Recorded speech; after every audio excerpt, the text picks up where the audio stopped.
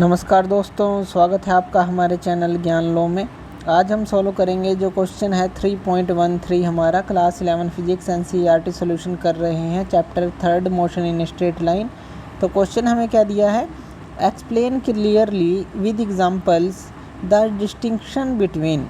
अब यहाँ पर हमें कुछ जो है एग्जांपल दिए गए हैं जैसे ए और बी, और उनके बीच में कुछ डिस्टिंक्शन दी गई हैं, तो हमें एग्जांपल के थ्रू वो बतानी है। जैसे यहाँ पर दिया गया है ए के अंदर, magnitude of displacement sometimes called distance, यानी कि जो मैग्नीट्यूड होता है डिस्प्लेसमेंट को उसको समटाइम्स कॉल्ड डिस्टेंस भी उसको हम बोलते हैं sometimes. Over an interval of time and the total length of path covered by particle over the same interval. तो इन दोनों के बारे में हमें बताना है। तो इससे पहले हमें समझना पड़ेगा डिस्टेंस क्या है, टोटल पाथ लेंथ क्या है, डिस्प्लेसमेंट क्या है। तो जो हमारा डिस्टेंस है, अगर हम वो टोटल पाथ लेंथ को समझें, डिस्प्लेसमेंट को समझें, तो वो क्या है। तो मान लीजिए कोई एक पार्टिकल है यहाँ पर, ये इसकी फर्स्ट पोजीशन है, और फिर जो है ये यहाँ पर आता है, सेकंड पोजीशन पर आता है, और फिर ये यहाँ थर्ड पोजीशन पर चला जाता है। यानी कि ये कैसे गया, पहले फर्स्ट से सेकंड की तरफ गया, फर्स्ट से सेकंड पर गया, और फिर सेकंड से ये थर्ड पर आया। इस तरह से ये स्ट्रेट लाइन है, ये हमने वैसे समझने के लिए दिखाई है कि यहाँ पर आया, इस तरह से ये चला। पहले 1 से 2 की तरफ चला, फिर 2 से ये 3 की तरफ चला। अब यहाँ पर देखिए जो टोटल पाथ लेंथ होगी, टोटल अगर हम पाथ लेंथ की बात करें तो वो क्या होगी, जितना भी लंबा इसने पाथ ट्रैवल किया है, यानी कि 1 से 2, 2 से 3। अब मान लेते हैं 1 से 2 की जो दूरी है वो हमारी कितनी है, वो हम मान लेते हैं 15 किलोमीटर है, और 2 से 3 जब ये गया तो 2 से 3 की दूरी जो है 5 किलोमीटर है। अब इसके अंदर अगर हम टोटल पाथ लेंथ बात करें तो वो कितना चला है, 15 + 5 चला है, यानी कि वो चला है 20 किलोमीटर। तो 20 किलोमीटर वो चला है, टोटल पाथ लेंथ है, यही इसका डिस्टेंस होगा।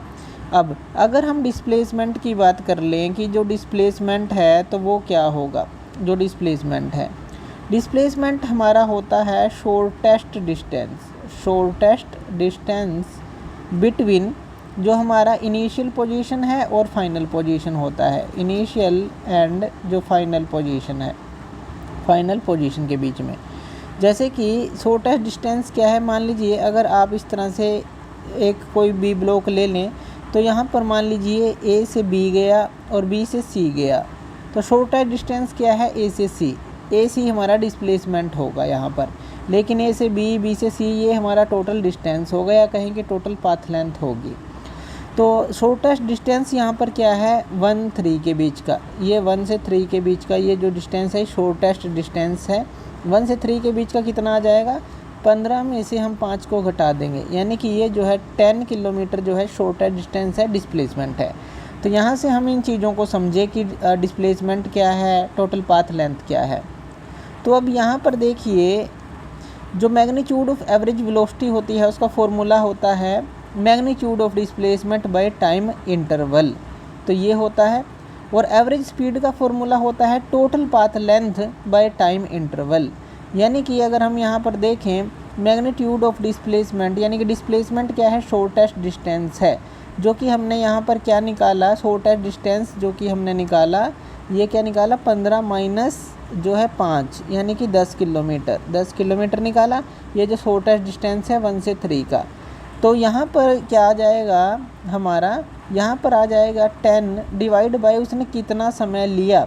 मान लीजिए उसने जो है इतना 10 किलोमीटर जाने के लिए, यहाँ तक जाने के लिए उसने 2 घंटे लिए मान लेते हैं, तो यहाँ पर टाइम इंटरवल आ जाएगा कि 2 आवर आ जाएगा। तो ये मैग्नीट्यूड ऑफ एवरेज वेलोसिटी हमारा निकलेगा।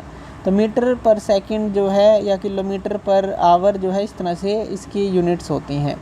एवरेज स्पीड के अंदर टोटल पाथ लेंथ आ जाती है। टोटल पाथ लेंथ का क्या मतलब है हमारा, 15 + 5 और डिवाइड बाय टाइम इंटरवल, कितना उसने टाइम लिया। मान लीजिए उसने 5 घंटे लिए उसके लिए, ये हम एज्यूम कर रहे हैं, तो ये आ जाएगा 20/5 यानी कि 4। तो इस तरह से जो है ये total path length by time interval आएगा। और ये मैग्नीट्यूड ऑफ डिस्प्लेसमेंट, यानी कि जो शॉर्टेस्ट हमने डिस्टेंस लिया है, शॉर्टेस्ट जो डिस्टेंस की मात्रा है, जैसे 10 किलोमीटर डिवाइड बाय टाइम जो इंटरवल है तो वो आता है इसके अंदर। तो इस तरह से जो है आप इसको सोल्व करेंगे। तो ये हमारा इस तरह से हम इसको समझेंगे। नेक्स्ट क्या है हमारे पास, magnitude of average velocity over an interval of time and the average speed over the same interval.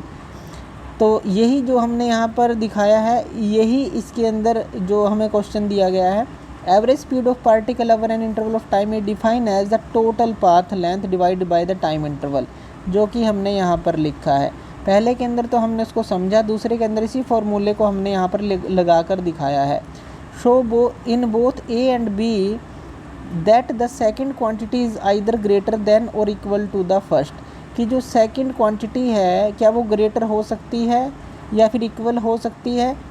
अब यहाँ पर एक चीज़ देखिए समझने की है कि जो वेलोसिटी है, या कहें कि जैसे मान लीजिए ये फर्स्ट पॉइंट है, ये सेकंड पॉइंट है और ये थर्ड पॉइंट है। अगर कोई भी पार्टिकल सीधा चलता है और वो वापस नहीं आता, यानी कि ये वापस नहीं आता, तो डिस्प्लेसमेंट जो है इक्वल टू डिस्टेंस के बराबर होगा, यानी कि टोटल पाथ लेंथ के बराबर होगा।